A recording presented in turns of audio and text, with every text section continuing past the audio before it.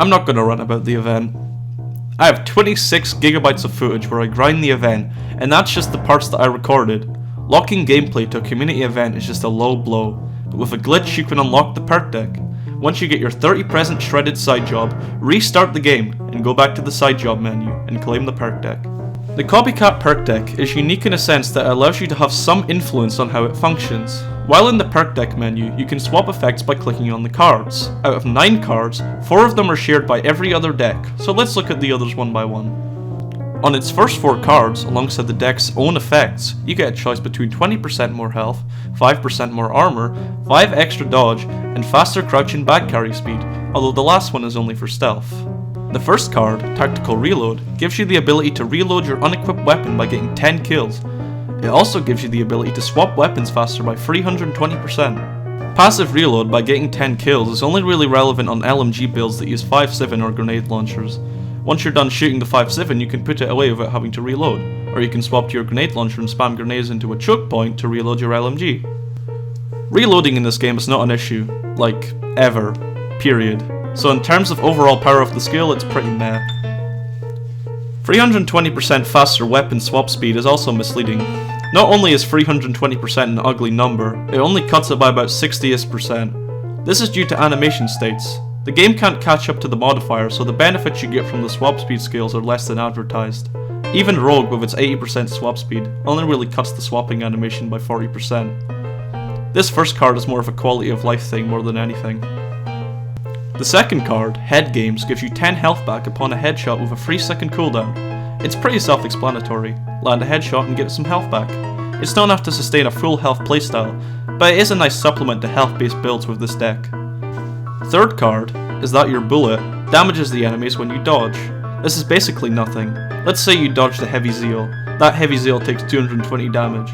This amount of damage is equal to 2 shots from most low damage rifles and SMGs with body expertise, and guns deal damage faster. It's hard to tell how much it actually helps you even though enemies can trigger their hurt animations when you dodge. The fourth card, Grace Period, grants you God Mode for 2 seconds if your health goes below 50%. This one is actually kinda wonky. Your health has to go below 50% without depleting, and it only stops health damage instead of all the damage. It can save your skin from time to time, but in practice it feels pretty wonky.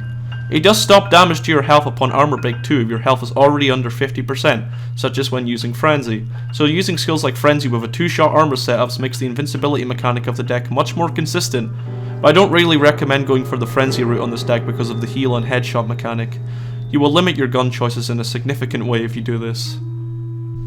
The last card is a bit of a mess with 22 choices, one from every other perk deck.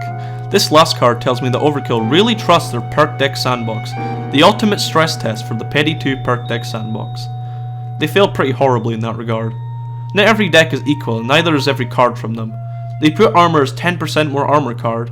They also put Socio's 10% more armor card, but Socio's armor card also regenerates 30 armor with a kill, while I put an option that's outclassed to the naked eye. In short, you don't have any use for most of these clowns, and they only really clog your inventory because you're going to be avoiding most of these options because of the opportunity cost of others. Here are the ones that I find useful. 7, which is from Burglar that gives you 20 extra dodge. Not bad. 9, which is from Socio, which is 10% more armor and armor regen on kill.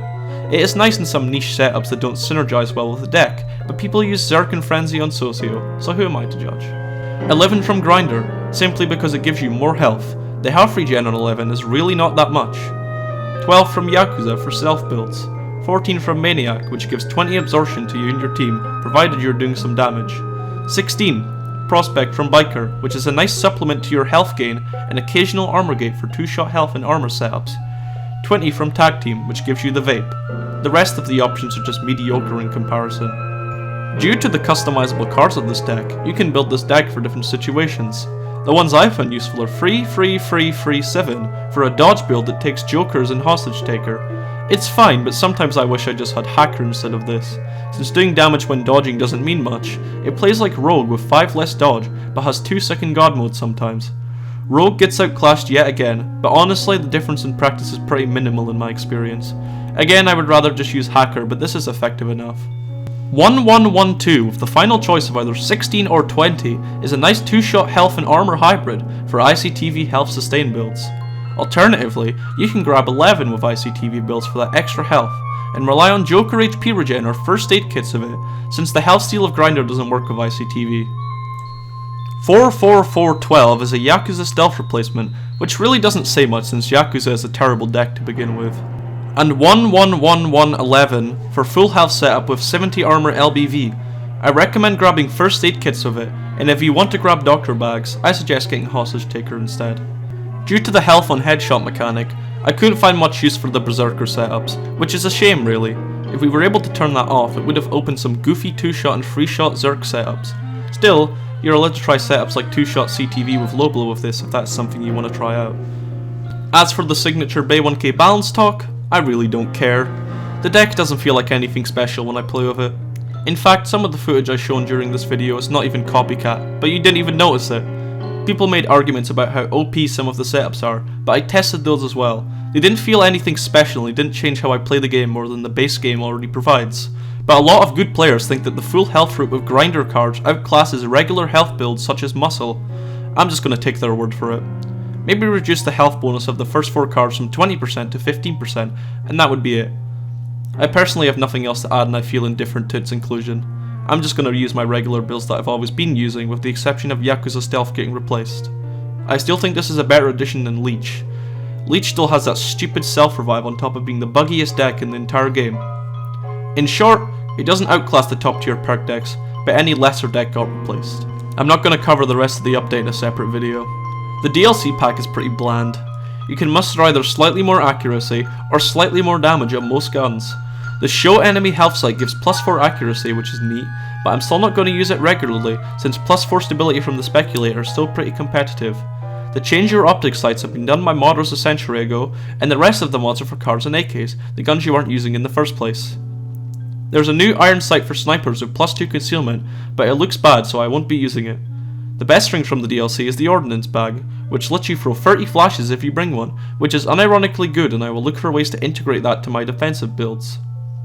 Gadgets and side sights are now separate, which is whatever. Free Sniper is a secondary contractor, and it manages to outclass the Rust 12 for AP utility, which really doesn't say much. It picks up more ammo than the 5.7, but far slower with less concealment, so pick your poison. The event is designed to waste people's time and play to people's fear of missing out, and locking actual gameplay additions like this perk deck was pretty stupid if I'm being honest. Lock cosmetics behind it so people can choose not to participate in it if they really don't want to. And that's it for the Copycat Perk Deck and the new update. I hope my findings helped you guys somewhat, so stay safe everyone and Merry Christmas, Happy Hanukkah or holidays if you happen to have one of those.